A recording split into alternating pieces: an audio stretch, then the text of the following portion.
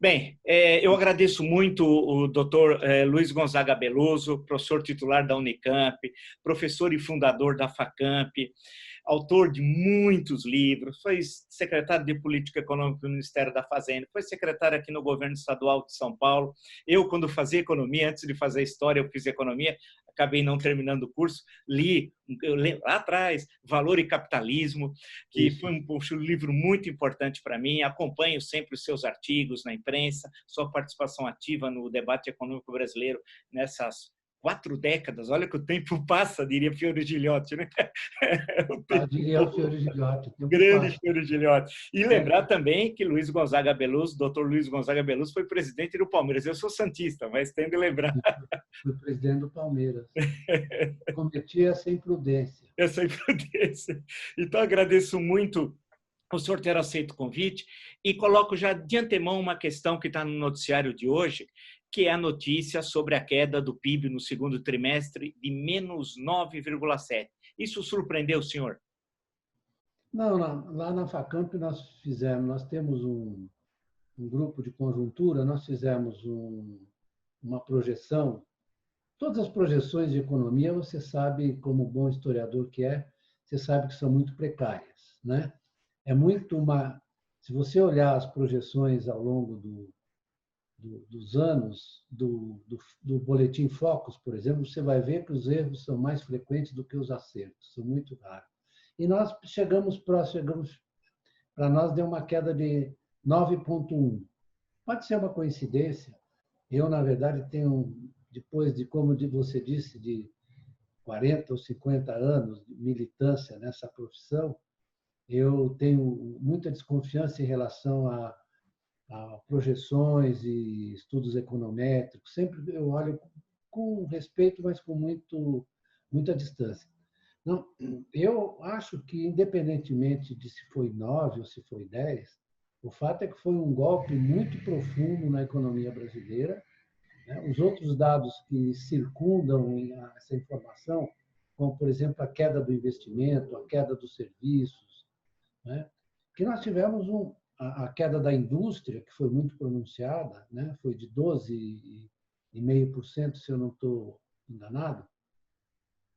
Mas o que é óbvio é que foi um choque assim brutal, que com o rompimento de o circuito de formação da renda, do gasto, da renda e do emprego, porque frequentemente, às vezes, os economistas parecem querer ensinar que a renda é dada. A renda não é dada, a renda é formada pelo gasto dos empresários e dos consumidores e do governo. O que acontece quando você rompe, tem uma ruptura como essa, viu, Vila? Você teve um choque negativo de oferta e de demanda, né? De oferta e de demanda. Você rompeu as cadeias de circulação do dinheiro e, portanto, da renda monetária que faz com que as pessoas compram, vendam, acumulem ativos. Inclusive, o governo fez um esforço, aqui fora do Brasil, um esforço para impedir uma deflação de ativos, ou seja, uma desvalorização dos ativos financeiros, né? Então, foi um choque muito profundo e eu fico muito preocupado com as perspectivas de recuperação, viu, Vila? Porque eu noto que dentro do governo você tem uma disputa ali entre o Rogério Marinho, mais o Braga Neto e o Paulo Guedes, e eu não sei como vai se desenvolver isso, vai terminar, não vou fazer nenhuma previsão, mas eu acho que sem uma política de investimento público, porque o setor privado, você vê a queda do investimento, foi de 15%. Por quê? Porque o setor privado se retrai. Ou você acha, ou, por exemplo, você acha que o banco, numa situação dessas, vai emprestar dinheiro para alguém. Ele fala, não, eu não vou, porque eu vou, na verdade, ter uma subida da inadimplência brutal. Aliás, o programa do governo que dá 85% de garantia do setor público e 15% do banco, nem isso funcionou, porque o pessoal ficou com o pé atrás.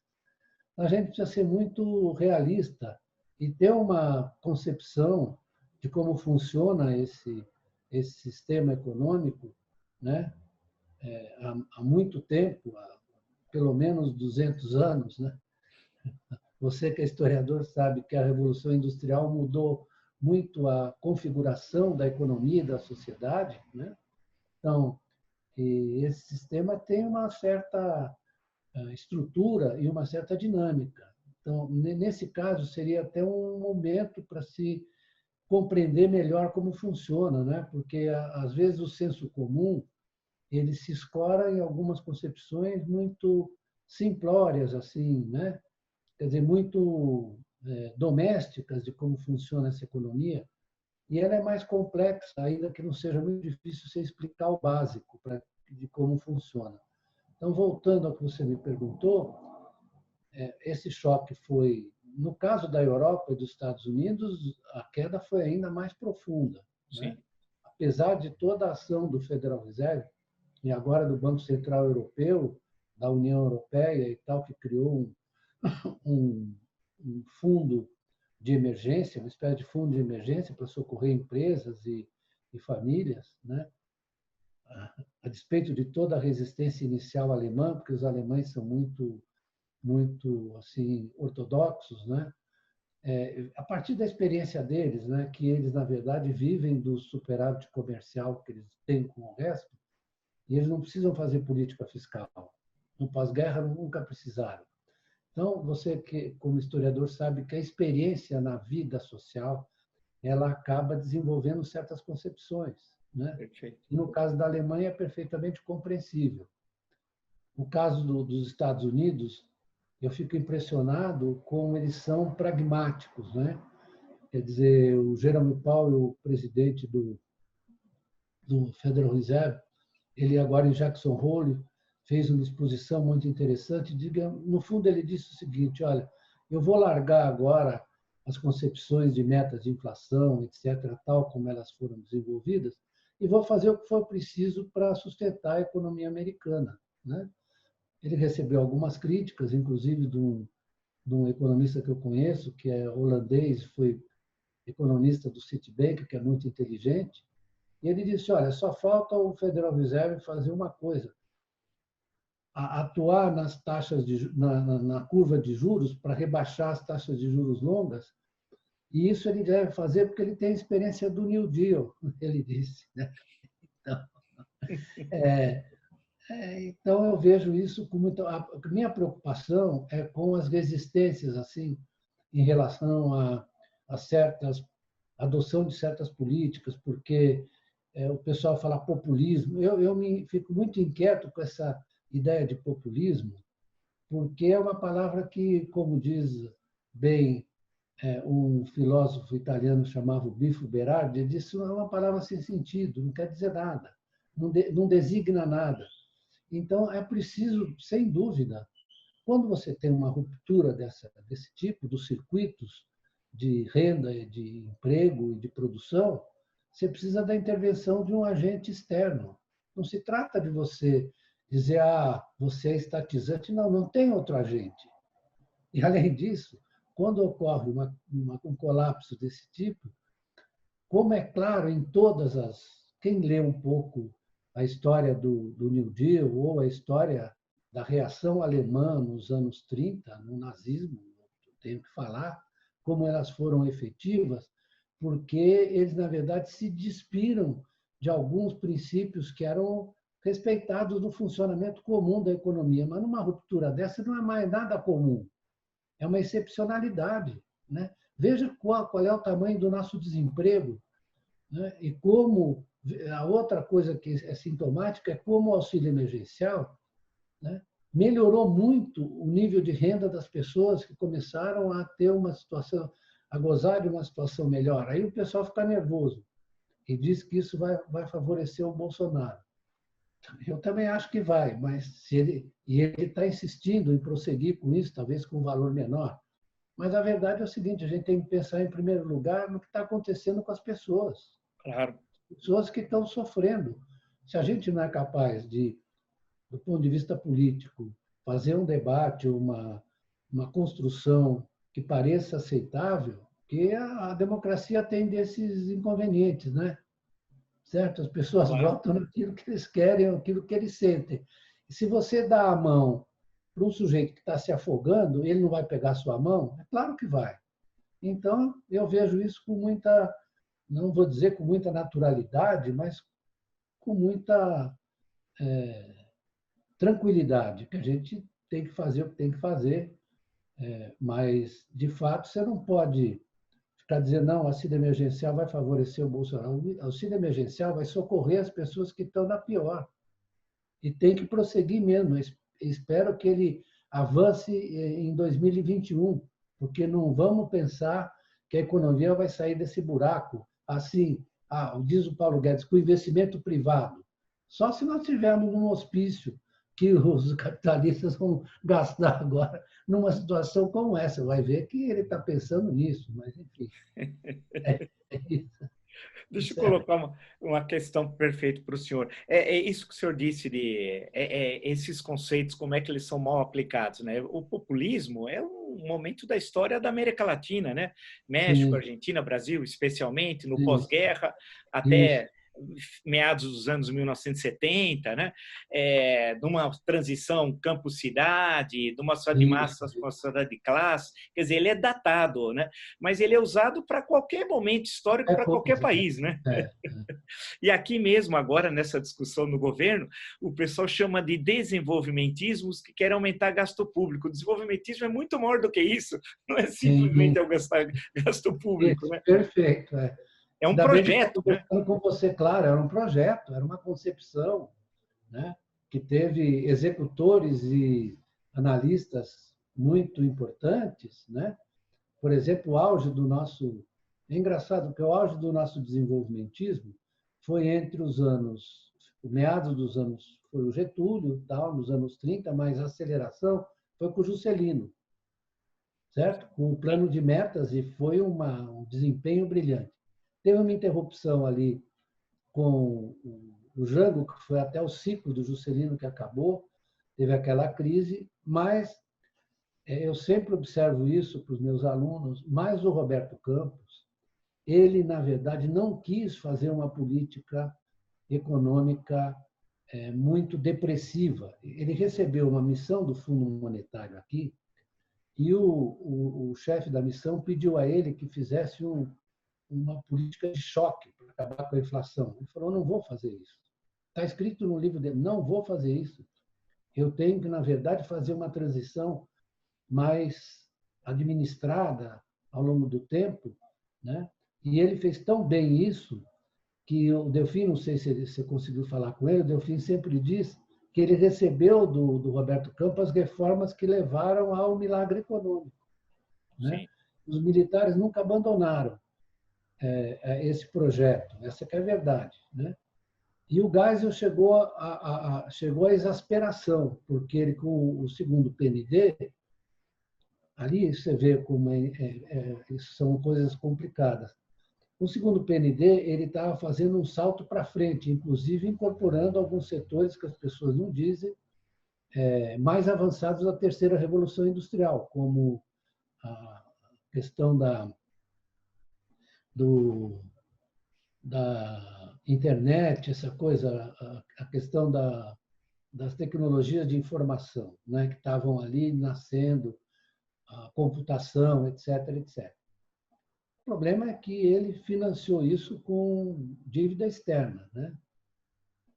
E aí, daí veio o nosso calcanhar de Aquiles, porque chegou no final dos 70 e 79, numa reunião do Fundo Monetário, eu estava lá como jornalista da Gazeta Mercantil, né?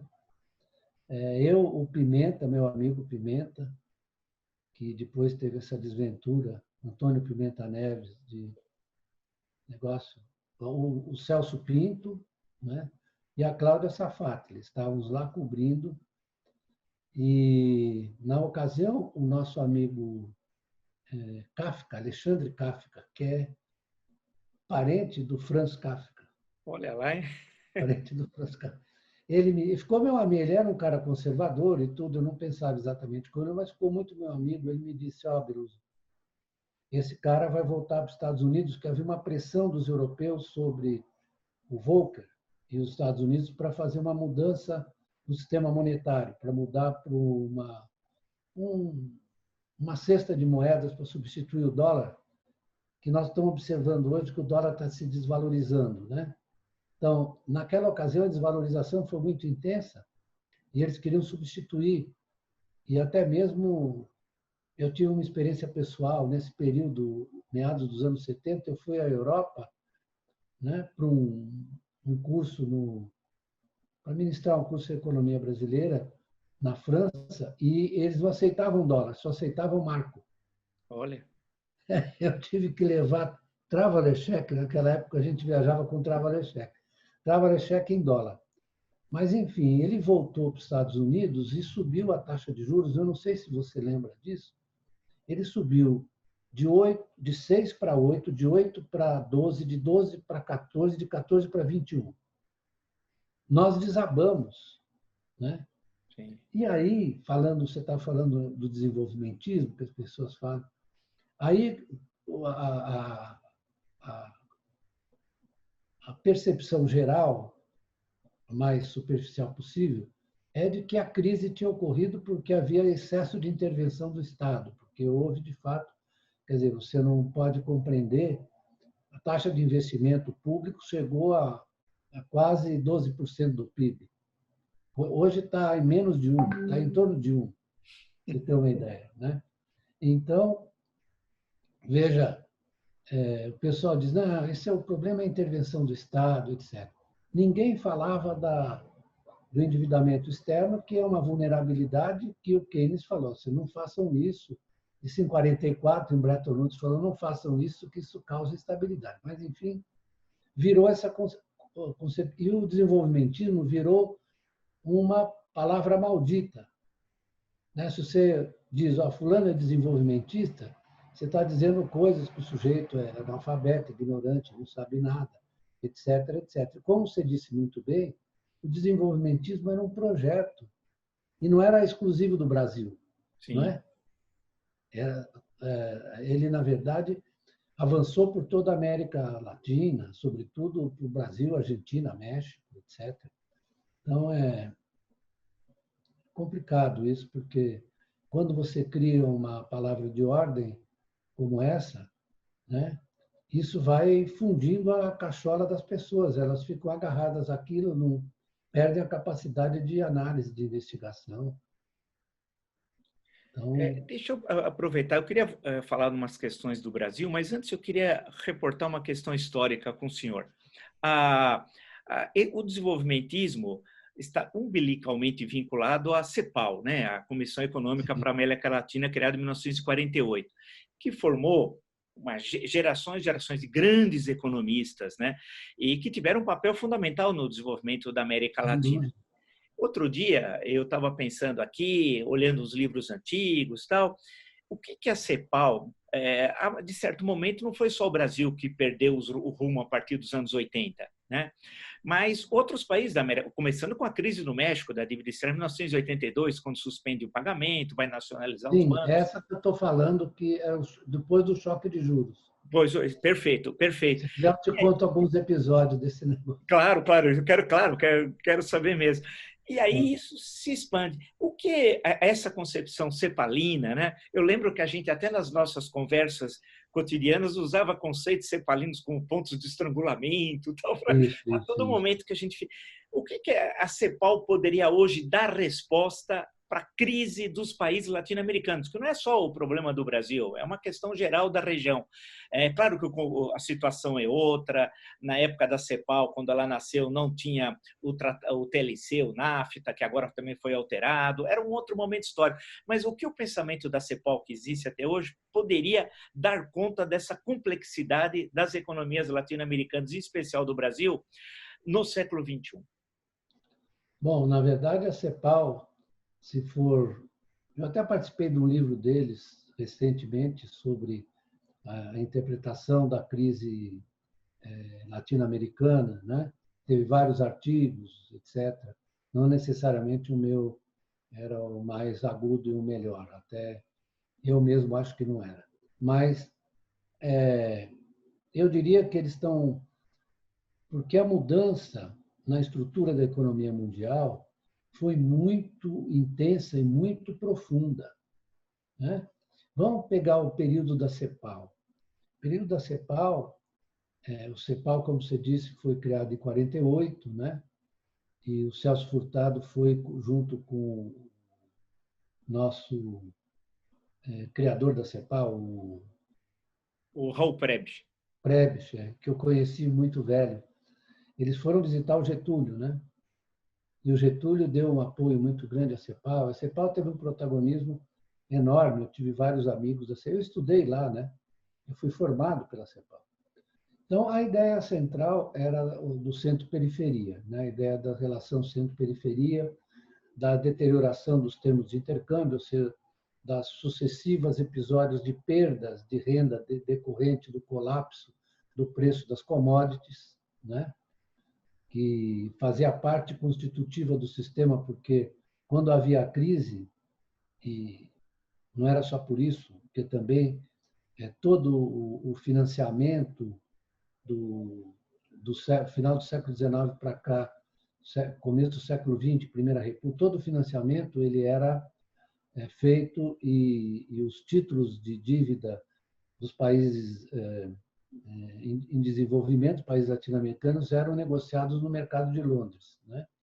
Então, o que ocorria que era uma desvalorização, quando havia o ciclo, quando vinha o ciclo, o preço das commodities caía, os títulos se desvalorizavam, você ficava encalacrado no endividamento difícil, você teve vários episódios assim.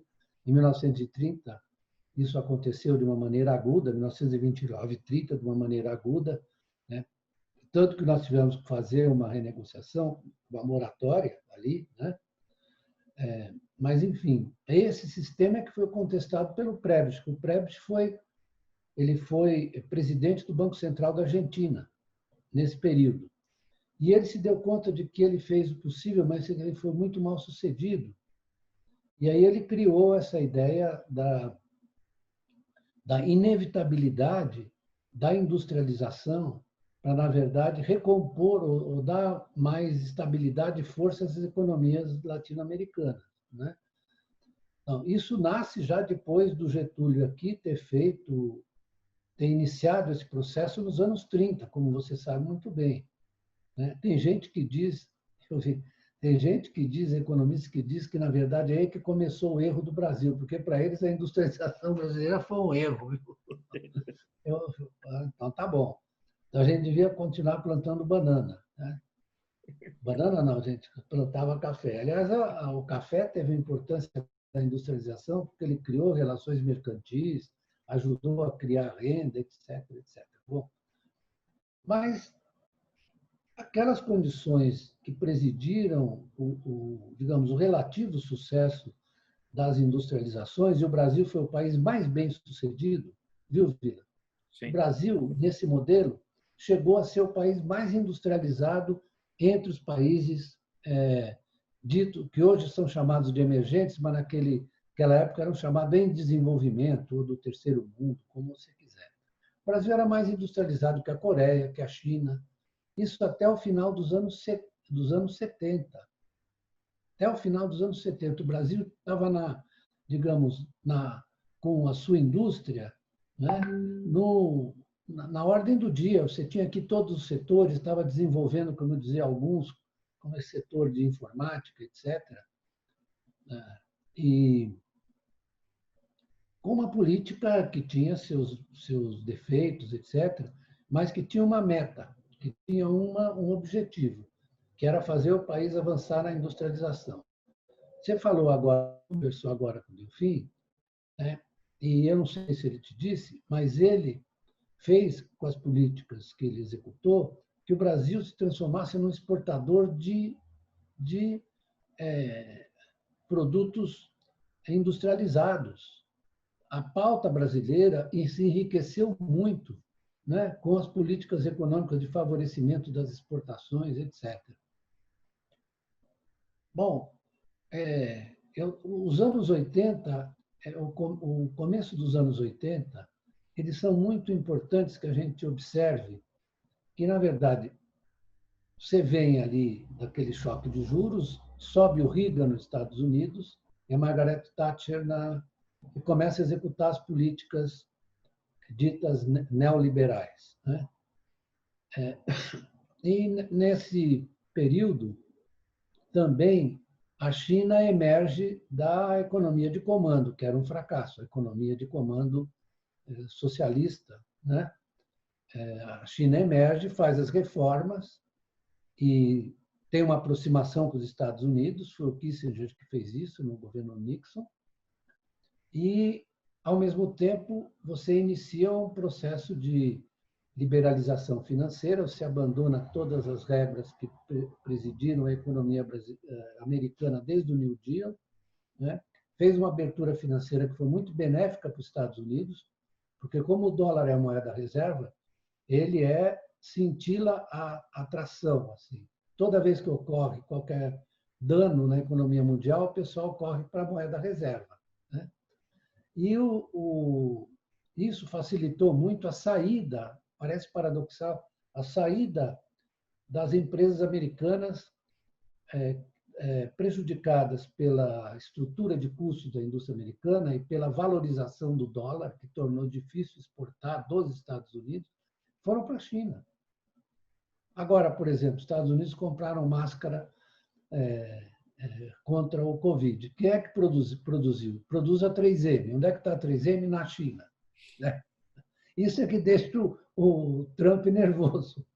Mas isso foi um processo longo, né, de transferência, na verdade, da produção manufatureira em massa para a China. Agora, para falar da gente, nós entramos numa crise nos anos 80, uma crise que nos imobilizou. Você disse aí que eu fui secretário de Política Econômica, na ocasião do Plano Cruzado. Nós sabíamos que o Plano Cruzado era uma coisa precária, que não ia se produzir um resultado mais efetivo, a não ser quando você tivesse desfeito aquele estrangulamento externo vindo da crise da dívida. Porque a gente não tinha, para dizer português claro, a gente não tinha recursos para pagar, como a Alemanha não teve nos anos 20 e teve hiperinflação, né? Com as reparações de guerra, o negócio das reparações foi gravíssimo, foi meio parecido. Tanto que, para te contar um episódio, eu estava no Federal Reserve com o vice-presidente do Federal Reserve, eu estava até com o Paulo Nogueira Batista. E nós estávamos lá para discutir a renegociação da dívida brasileira. Isso é 1987, eu acho, começo de 87. E esse vice-presidente disse: vocês ficam com essa história da transferência de recursos, que isso foi uma coisa que o Keynes inventou lá por causa das reparações alemãs. Na verdade, vocês precisam se esforçar, porque ele não tinha a menor ideia. Aí, eu não quis ser indelicado, mas o Paulo Nogueira Batista, como ele é Nogueira Batista, né? Se ele fosse Beluso, ele não falaria isso. Ele é Nogueira Batista. Ele falou: o senhor não sabe nada de problema da transferência. O nosso embaixador, que era o Sérgio, era o secretário, o Sérgio Amaral, né? Ele estava assim, foi ele que nos levou lá, ele se afundou na cadeira de vergonha, né? Porque o cara. Bom, mas enfim, o que eu queria dizer é que a transformação estrutural desse sistema capitalista foi assim muito intensa e muito difundida, né? As pessoas falam em cadeias globais de valor, e é verdade. As empresas, na verdade, se concentraram, se centralizaram o comando junto com grandes instituições financeiras, fundos, etc., grandes fundos que manejam trilhões, né?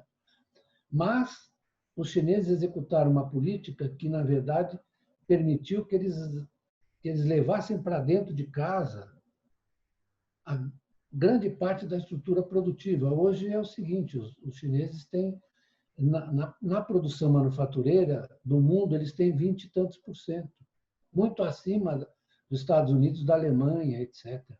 Então, foi uma mudança, e nós fomos pegos nessa voragem.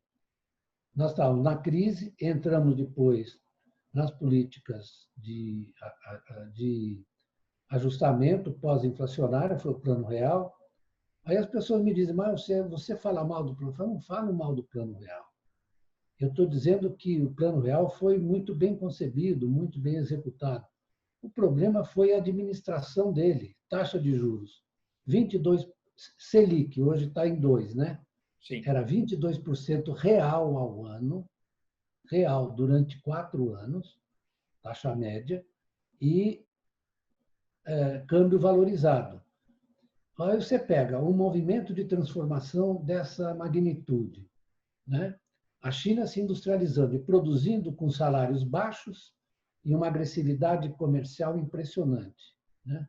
Tanto que os Estados Unidos começaram a fazer déficit, não pararam mais de fazer déficit com a China. E nós também, nós começamos a encarecer nossos produtos industriais por causa do câmbio valorizado e da taxa de juros muito alta e, na verdade, não conseguimos conter a devastação chinesa. Eu me lembro, viu, Vila, que num jantar com o nosso amigo, contar esse episódio, Mindlin, Zé Mindlin, que morreu, que era meu amigo, tudo, eu tinha grande respeito por ele me disse, olha, eu vou vender a Metal Leve, porque eu não aguento mais. Assim como outros amigos meus da Têxtil, etc., disseram, olha, eu tô fechando. Né? Eu fui ao Rio Grande do Sul outro dia, ali naquela região de Porto Alegre, que é mais industrializada, Novo Hamburgo e tal, os caras estavam desesperados, porque você não segura o, a agressividade da indústria chinesa. E agora não é mais o salário baixo, agora é o avanço tecnológico. Você está vendo que é uma coisa bruta, ver o 5G, mas não é só o 5G, eles estão em todos os setores. Então, e isso tem influência na vida americana, assim, muito grave, né? Porque se você andar de Chicago para Nova York, como eu fiz há um tempo atrás, é uma devastação. É uma devastação. As pessoas perderam os empregos e elas todas voltaram no Trump, porque elas ficaram desesperadas. Sim, O sim, Trump sim. diz que a América vai ser grande, eles acreditam É uma mudança muito importante. Mas no nosso caso, doutor Beluso, é o circuito da ferrugem, como eles falam lá, né? Isso. Mas no nosso caso, não é que falta uma política industrial de médio e longo prazo? Quer dizer, Sem porque dúvida. a China ela queimou etapas, não é? Se a gente olhar o Sim, processo histórico inglês, francês, ela foi queimando etapas. O que ela fez o senhor está lembrando da segunda metade dos anos 70, com a política das 4 modernizações, entra nos anos 80. Num prazo de 40 anos, o que muitos demoraram um século, né? Então, é uma sim. loucura. Como é que nós, porque vai chegar um momento, eu só acompanho historicamente, que acho que alguém vai dizer assim, para que indústria? Vai voltar aquela discussão do começo do século XX, das indústrias naturais, que era artificial ter indústria no Brasil, aquela discussão que Isso. se tinha no início do século XX. Como é que nós podemos construir outra vez uma indústria tão importante como o senhor destacou no PIB, na pauta das exportações, uma indústria moderna, a mais importante dos países emergentes? Quer dizer, como voltar, pode ser não ter a mesma importância, mas voltar a ter um forte setor industrial, como fazer? Mas aí, Vila, nós vamos ter alguns componentes que sempre estiveram ausentes da nossa industrialização, como, por exemplo, um processo de inovação e de mudança tecnológica endógena, né? Isso exige, na verdade, um sistema não só produtivo, muito articulado com o conhecimento, e isso eu diria que é a importância da universidade, porque nós temos qualidade na universidade, muita qualidade, né? Só que nós não sabemos articular exatamente. Eu fui secretário de Ciência e Tecnologia e procurei, na verdade, fazer a autonomia financeira das universidades. Você se lembra disso? Lembro. Você está numa universidade de São Carlos, que é No governo federal, né? Quercia, foi no governo Quercia, né? É, E depois isso, do no Fleury. governo Quercia. E eu também insisti muito para que se aumentasse o percentual da FAPESP.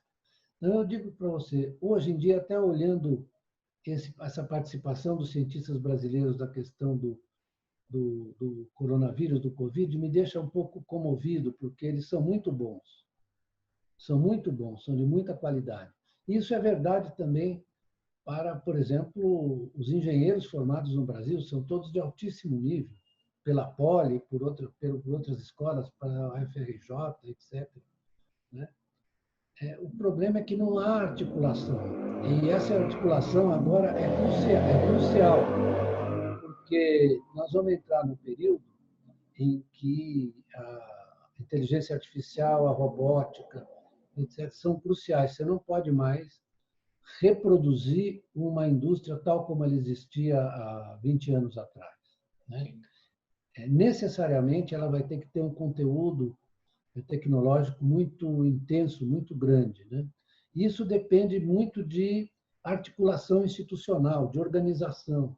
Por isso que eu digo sempre, conversando com meus amigos, não se atenham simplesmente à macroeconomia, quer dizer, ao gasto, à renda, etc. Você tem que se empenhar em discutir como é que nós vamos fazer essa organização institucional. Porque, na verdade, a indústria brasileira se desarticulou, perdeu setores, etc., mas ela tem ainda uma base. E ela tem uma base de conhecimento que foi produzido pela industrialização, que está nas universidades, só que está subutilizado. Porque você não tem. Isso aí não é uma coisa que vai ocorrer espontaneamente pelo mercado. Aliás, nunca ocorreu. Vamos falar a verdade, nunca ocorreu.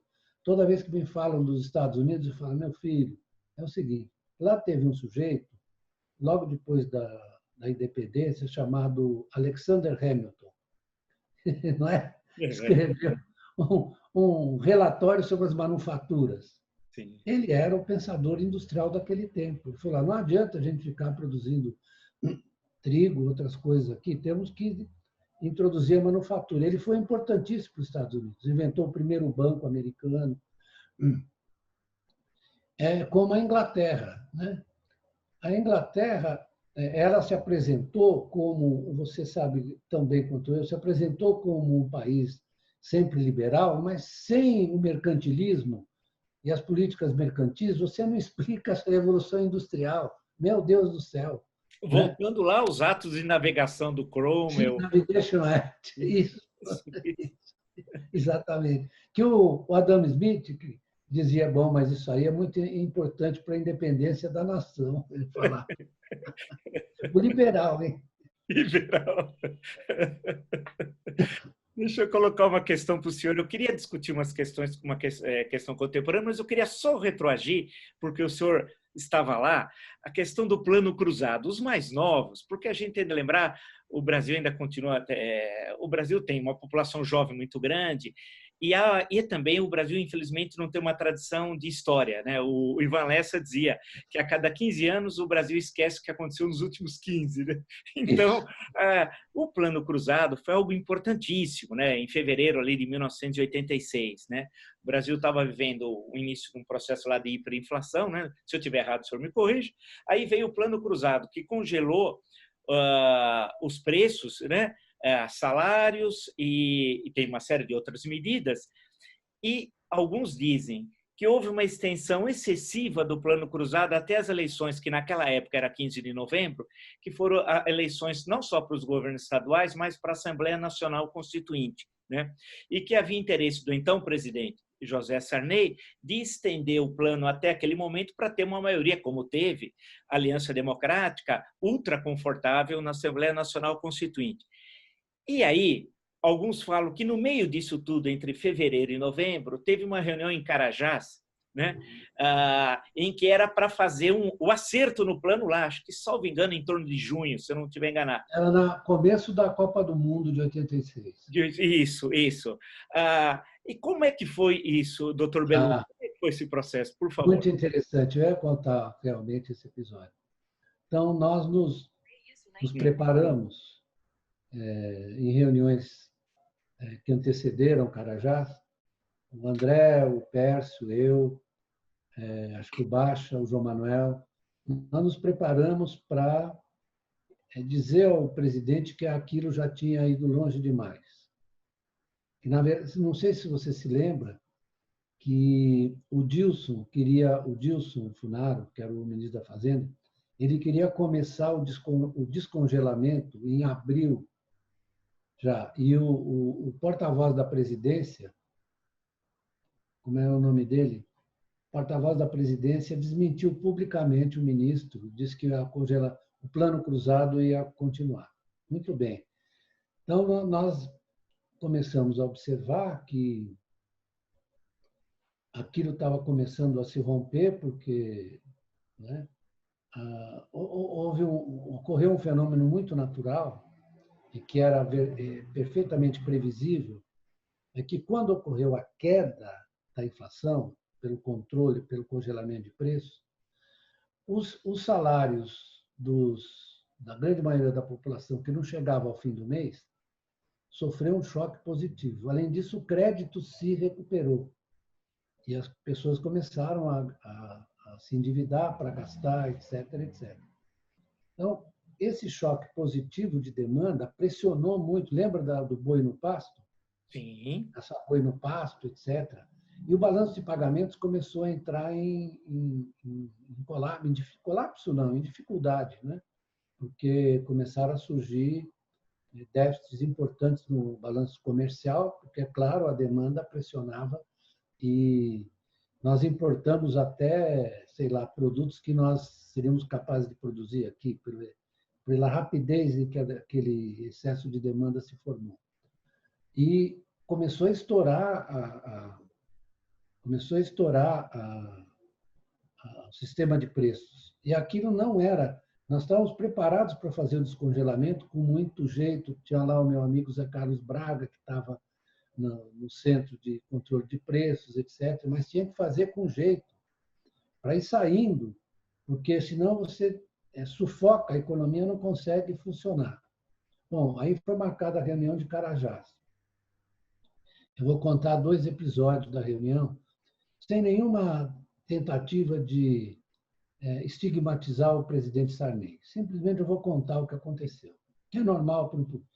Quando nós descemos do avião, né, e tomamos um micro-ônibus, entramos todos no micro-ônibus, o Sarney na frente, o Dilson logo atrás, depois a macacada ali, os economistas atrás. E eu estava sentado ao lado do João Manuel. Bom, e o Sarney fez o seguinte, ele falou, nós vamos dar uma volta aqui para o Carajás, para vocês verem como funcionam as minas, né? E vejam como o Brasil tem condições de crescer, etc, etc. Bom, aí começamos o circuito e passamos em frente, isso era umas 4, 5 horas da tarde, e os mineiros estavam saindo das minas, né?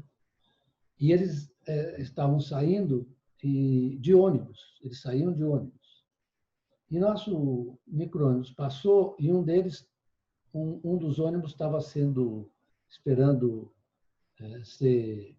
ficar cheio de passageiros.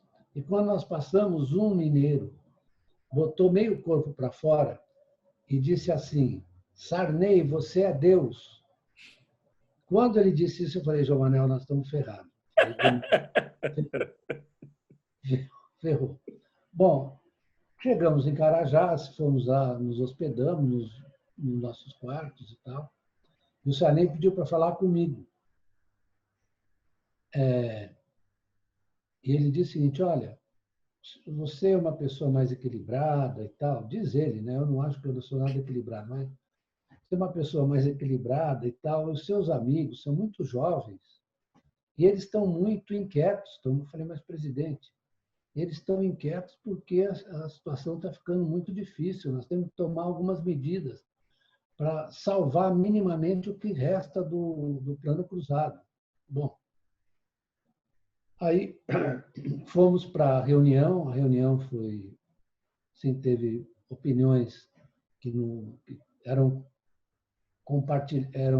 parecidas com as nossas, outras não eram nem tanto, havia uma divergência ali na equipe econômica, que não vou agora mencionar, mas havia um grupo ali, como o André, o Pércio, eu, o João Manuel, que estavam muito firmes para pedir que fossem tomadas as medidas. E estava o general Ivan, Lembra o general Ivan? Sim, claro.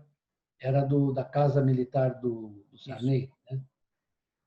Bom, aí aquela discussão e tal, nós falamos o que tínhamos que falar, e isso é junho, né? Bem antes das eleições. E quando a reunião terminou, me lembro que o Sarney botou as duas mãos assim em cima da mesa e falou: quer dizer que continuamos em lua de mel com o plano cruzado.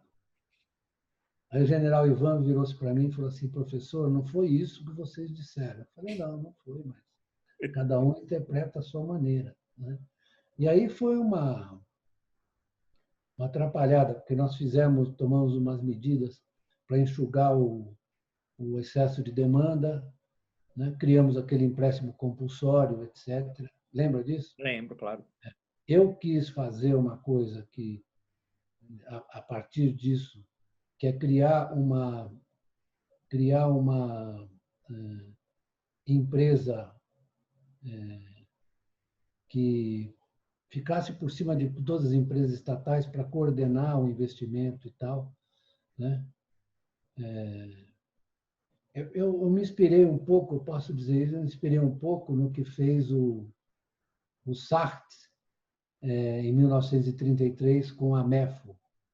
Não tem problema nenhum de dizer, porque não tem nada a ver uma coisa com uma construção institucional, que era, na verdade, para coordenar, porque eu havia com preocupação, mas foi muito difícil fazer isso, né? Fazer uma holding das estatais. Foi muito difícil fazer isso, porque a oposição ali dentro do governo, a gente não pode esquecer que o Antônio Carlos Magalhães era ministro das Comunicações, né? E ele ficou muito, assim, foi muito contrário a essa ideia, mas enfim, isso aí em governo é assim mesmo. Mas enfim, o plano cruzado terminou melancolicamente, né? E o pior é que quando você faz um plano como esse e ele não dá certo, a inflação, a insegurança dos agentes econômicos é de tal ordem que a inflação volta muito mais forte, como voltou muito mais forte o fracasso do plano. E se seguiram, teve o plano Bresser, o plano Verão, você falou com o Bresser já, né? Sim, sim. Teve o Bresser, o plano Verão, e todos eles com o mesmo formato e os mesmos propósitos, todos eles fracassaram. O plano real foi o que deu certo para isso depois da gente ter feito a renegociação da dívida externa. Foi até o André e o Baixo, acho que fizeram, e o Malan, aliás. E aí nós tivemos uma situação. Nós tínhamos, na verdade, 40 de reservas em 1994, com uma inflação de reservas em dólar, né? Com uma inflação que chegou a 80% ao mês, né? Lembra disso? Lembro. Por quê? Voltando, porque a economia mundial, nos anos, começo dos 90, 1990 até 92, 93, teve uma recessão. Eu me encontrei com o Galbraith no aeroporto, Sim. John Kenneth Galbraith. Legal. Ele disse para mim assim: ó, essa é a maior recessão que a economia viveu no pós-guerra. Mal sabia ele do que viria depois. Ele morreu antes, coitado. Grande figura, grande figura. Grande. Deixa eu perguntar uma coisa para o senhor, dando um salto agora para essa segunda década desse século que está terminando.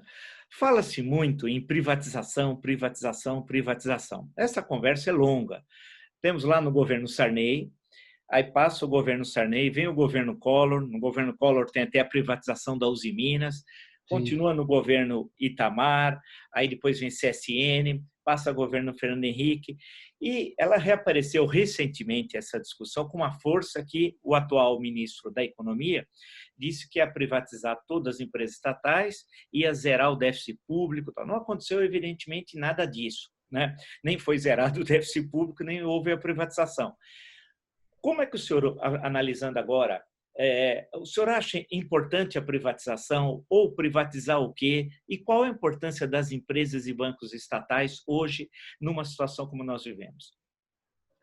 Olha, Vila, eu vou retroceder um pouco para a nossa experiência de desenvolvimento, né?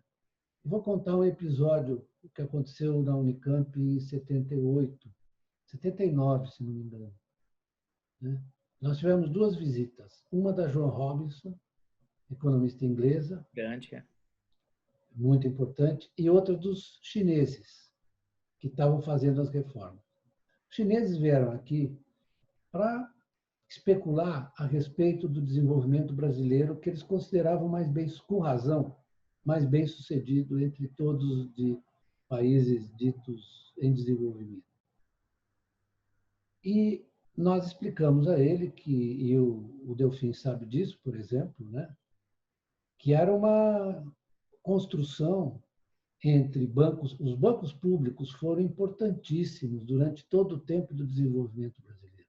O Banco do Brasil, o BNDES, a Caixa Econômica, cada um em seu escaninho. Mas, por exemplo, você não teria desenvolvido de jeito nenhum nosso agronegócio sem o Banco do Brasil e sem a Embrapa. Claro. São duas instituições públicas. Então, eu acho que essa ideia de que vamos privatizar tudo, porque o setor privado vai fazer melhor o que o Estado faz, não corresponde muito à experiência internacional, né? Quer dizer, você olha os Estados Unidos, boa parte do avanço tecnológico dos Estados Unidos é por conta do gasto militar espacial, né? Aí o pessoal da garagem, eles pegam o último estágio do desenvolvimento. O básico ali é feito. Tem uma amiga minha, que é uma economista italiana, que mora na Inglaterra, chamada Mariana Mazzucato, e ela escreveu um livro sobre isso, muito interessante, falando das conexões. Também é verdade isso, não preciso nem dizer, que no fundo a China reproduziu isso com um êxito fantástico, né? Eu não acho que você deva dizer que as empresas devem ser estatizadas, não acho isso, e que você deve suprimir o setor privado. Isso é uma bobagem, porque você precisa de um mínimo de espírito empreendedor, não esse empreendedorismo merreca que nós temos aqui. Espírito empreendedor, o cara que tem. Você precisa dar liberdade para o cara fazer as coisas. Então, os chineses descobriram isso. Eles empurram no sujeito uma disposição para inovar.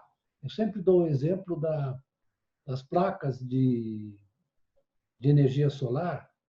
Eles pegaram uma empresa que era uma empresa de esquadrias metálicas e transformaram no maior produtor a partir da qualidade também do empreendedor, produtor de placas solares no mundo, né? Então, é muito claro na minha visão essa relação indissociável entre Estado e setor privado, porque você não pode fazer uma oposição. É uma relação, depende de como se articula isso, né? Se você articula de uma maneira imprópria, imperfeita, vai dar errado. Como disse uma vez um economista para mim, num debate, falou, mas se está dando errado, a gente para, se está dando certo, a gente continua. Eu falei, eu gostei dessa tua ideia. Deixa Mas eu, é isso. deixa eu perguntar uma questão para o senhor também, que é muito discutida agora, e como nós estamos numa situação complexa, né? Deve ser a recessão esse ano mais grave da história do Brasil republicano, né? E teremos, tudo indica, o primeiro lustro da próxima década também economicamente muito difícil, né? Vai ser uma situação muito complicada.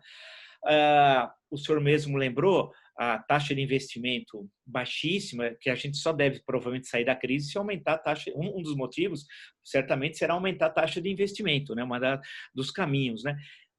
Como é que nós vamos resolver a questão do teto dos gastos? Quer dizer, que é uma questão que se fala, como é que nós vamos resolver? O senhor é a favor, é contra e por quê? Eu acho que essa é uma das ideias mais estultas que eu vi na minha vida, porque uma economia que se move, que na verdade tem flutuações, você tem que ter uma política fiscal que na verdade tem as seguintes características, na minha opinião.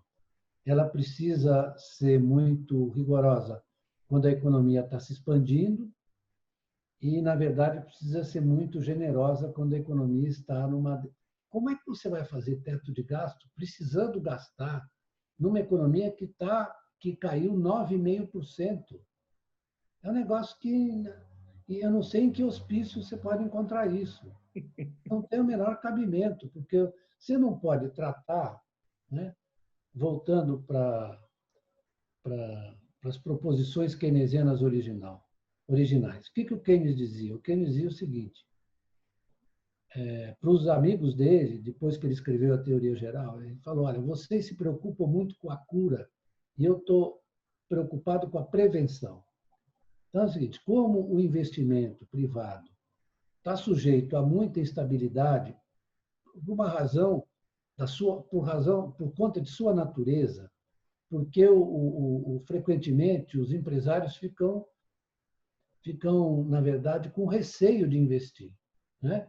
Porque eles olham para frente e veem que as circunstâncias, as situações não são favoráveis.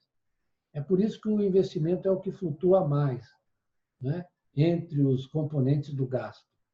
Então, ele disse, olha, era preciso criar um orçamento de capital, que é um orçamento de investimentos, para dar uma espécie de conforto para os empresários poderem investir e saber que eles têm um horizonte lá na frente. Porque ele trabalhava com a ideia de incerteza radical. Então, vamos reduzir isso. E ele chamou isso de socialização do investimento, que deixa muita gente achando que ele queria que o Estado tomasse conta das empresas. Não, não é nada disso. Que o Estado tivesse um comportamento para estabilizar o gasto de investimento e impedir as flutuações tão intensas assim. E deixar o orçamento corrente, né, seguir a sua trajetória a partir daquilo que acontecesse com a renda da economia. Como, na verdade, a arrecadação aumenta quando a economia está crescendo ou está estável, né? A arrecadação é suficiente para atender às necessidades, as outras necessidades, aí é um problema dos congressos nacionais definirem as prioridades, etc., etc., né?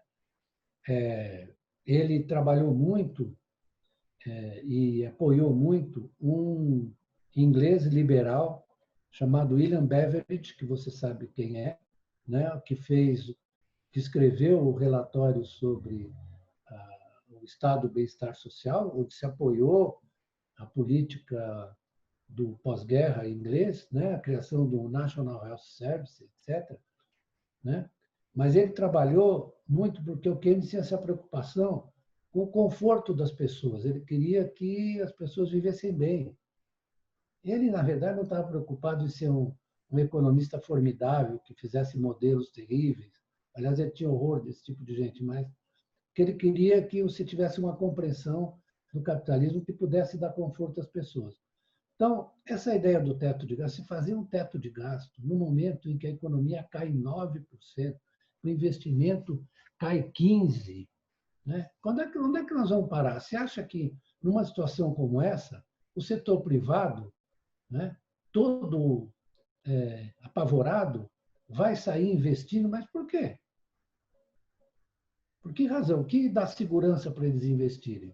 E aí o nosso Paulo Guedes diz, olha, se nós tem outro problema, se nós reduzirmos a dívida pública, você restaura a confiança e os caras vão começar a investir. Mas nunca vi um despropósito de tal ordem. Porque a dívida pública, os ativos que formam a dívida pública, eles são os ativos, todo mundo sabe disso, mais seguros e mais líquidos do mercado. Então, vejam bem, quando você tem uma depressão como essa, você desvalorizou todos os ativos privados, eles estão sob pressão. Você pergunta para qualquer fundo, para qualquer banco, fala, como é que é a sua tesouraria? Ah, eu tenho NTNB, estou cheio de título público, porque é o que me dá mais garantia de que não vai haver uma desvalorização muito forte, né? E o governo está tentando, esse rapaz do Banco Central até um pouco mais clarividente, ele está tentando encurtar a curva de juros, porque numa situação como essa, você tem que vender títulos mais curtos ao invés de títulos mais longos para não ter uma empinada na taxa de juros. Aliás, hoje, o meu amigo lá do Citibank, o William Buiter, disse que o Fed está cometendo um erro de não achatar a curva de juros, etc. Bom, mas o que eu digo é que essas questões não podem ser tratadas.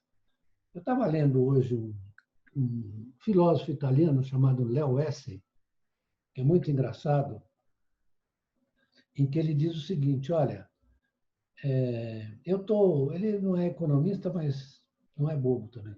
Ele disse: eu estou vendo que a maioria dos economistas hoje tinham mais vocação para contadores. Parece que a contabilidade parece que a economia virou uma matéria subordinada à contabilidade. Porque, na verdade, a contabilidade é importantíssima, porque a forma como você registra as coisas, veja, é importante. Veja você, eu vou dar um exemplo agora.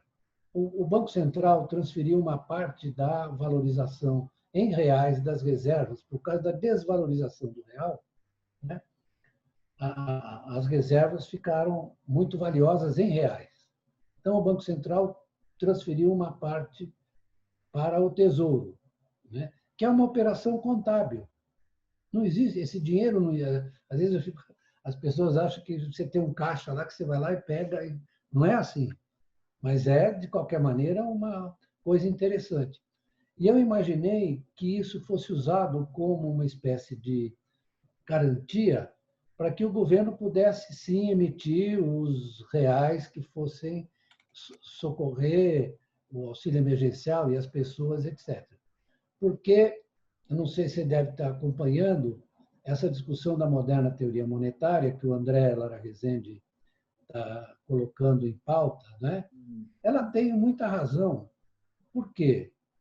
Porque, para se desvincular da ideia de que as finanças do Estado são diferentes das finanças domésticas, né? O governo dispõe de dois instrumentos, o seu Banco Central e o seu Tesouro Nacional, que podem, na verdade, se aproximar e promover, como o Roosevelt fez, como foi feito na Alemanha, etc. Eu fico chateado de ter que repetir, né? Numa situação de depressão, porque nós estamos vendo uma situação de depressão, não é nem recessão. Então, eu vejo isso assim, com muito espanto, né? Que as pessoas ficam se esbatendo em torno desse teto de gastos. Acho que é uma impropriedade. É claro que, quando a situação volta ao normal, você tem que tomar cuidado com o que você faz. Agora, isso não é a ideia que você sai gastando sem critério, né? Você tem que ter critério e propósito, como eu estava dizendo, em relação ao orçamento de investimento. Agora, numa situação como essa, você ficar discutindo o teto de gastos, francamente, isso, na verdade, não tem. Isso é coisa coisa de.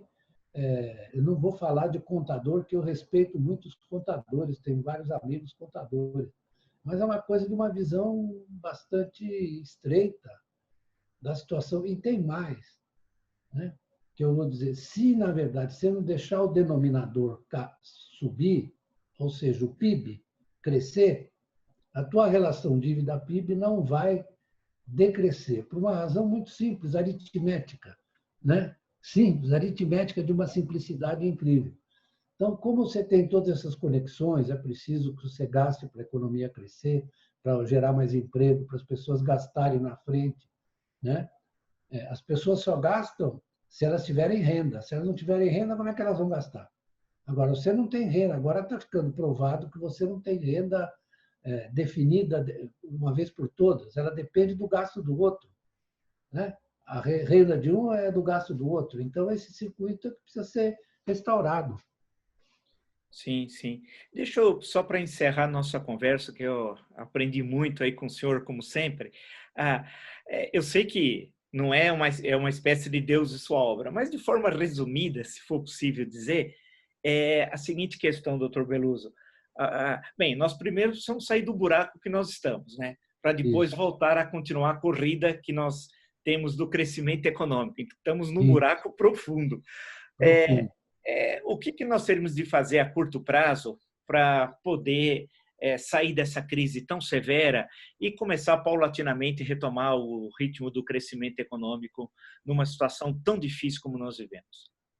Então, Vila, eu podia dar uma resposta para você, assim, macroeconômica, precisa que o Estado, porque não tem outro jeito, o Estado vai ter que gastar para a gente sair, não tem outro jeito. Mas eu acentuaria uma outra questão, que é a construção institucional, e mais que isso, olhar para trás um pouco e ver como os nossos governos desenvolvimentistas criaram grupos de trabalho.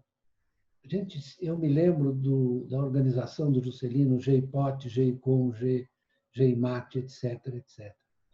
Eu insisti tanto com amigos meus para que batessem nessa tecla, que isso facilita muito e torna muito eficiente o planejamento. Nós não vamos sair disso também sem uma reorganização institucional, um planejamento, etc. Né? E fazer essa convocação, porque essa convocação dá um sentido de participação, né? Para os empresários. Veja os grupos de executivos do Juscelino, e eu conheci alguns deles, o que era o representante da indústria de autopeças, foi meu amigo, já morreu, mas ele tem uma lembrança assim muito feliz daquilo que ele fez, né? E aquilo, na verdade, foi muito importante. Eles destruíram tudo isso, destruíram tudo. Né? É uma pouca atenção às formas como se deve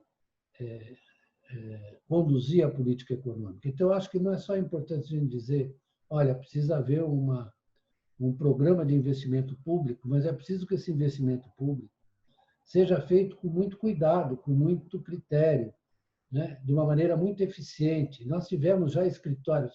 O escritório Figueiredo Ferraz tinha, na verdade, um estoque de informações, de experiências feitas no período de desenvolvimento brasileiro, que eu não sei onde é que foi parar. Certo? E por que nós somos assim, tão descuidados com essas coisas que nós já fizemos, que podem nos ajudar a pensar para frente? Isso é mais verdade ainda com uma economia que precisa de ter foco no desenvolvimento científico e tecnológico. Claro. Senão não há industrialização possível. Né? Então, eu noto no governo atual certo, uma desorientação, é uma repetição de coisas banais, né? Ou privatiza ou não privatiza. Não, tem que pensar na organização institucional, na arquitetura do crescimento. Isso exige a colaboração de muita gente. Eu vou dar um exemplo pessoal para vocês.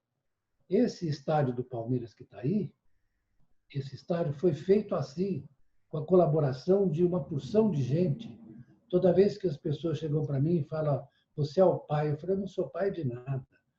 Né? Eu sou simplesmente um instrumento que foi usado dentro do clube, numa organização cooperativa que permitiu a opinião de muita gente, porque você não sabe tudo.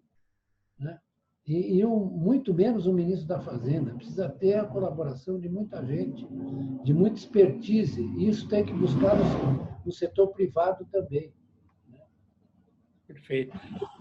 Bem, doutor Luiz Gonzaga Beluso, agradeço muito o senhor, esse bate-papo foi excelente, o senhor contou tantas horas. Na verdade, se deixar, eu colocaria 300 questões para o senhor, porque está sendo muito bom. O senhor colocou questões muito interessantes, levantou questões históricas, questões do campo da teoria econômica, do desenvolvimento econômico brasileiro, questões da conjuntura complexa que nós vivemos e a necessidade que nós temos aí para sair dessa crise o mais rápido possível, tendo em vista o desastre social que vai ser cada vez mais profundo, né?